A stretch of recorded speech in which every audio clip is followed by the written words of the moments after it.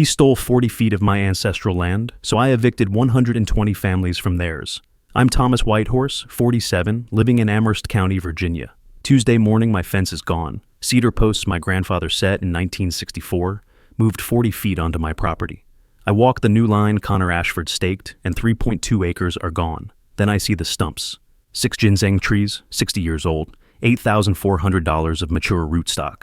And the burial markers, sacred stones marking where my ancestors rest, thrown in a dumpster behind Connor's pool house. I drive to his father's office. William Ashford, HOA president, sits with Connor, 28, Yale Law dropout, pink polo, smirking. I ask for my land back. Connor leans forward. This land belonged to America before your people were even citizens. Move the fence back, or I'll have you removed. That's when I remember who I am.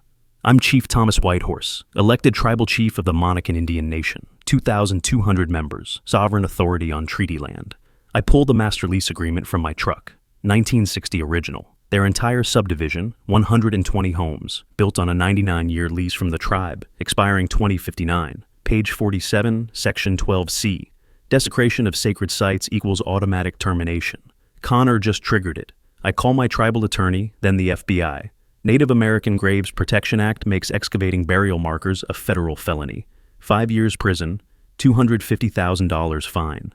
FBI opens a case within 48 hours. I issue lease termination notice, 180 days to renegotiate or vacate. New terms, $40,000 per household annually instead of $800. That's $4.8 million per year. Connor's father calls Thursday, voice shaking. 200 homeowners panicking. I tell him the price. $638,200 immediate payment, $127,000 for land, $8,400 for trees, $2,800 for markers, $500,000 desecration damages. Connor sells his house within 60 days, banned from tribal land for life. William writes the check Friday.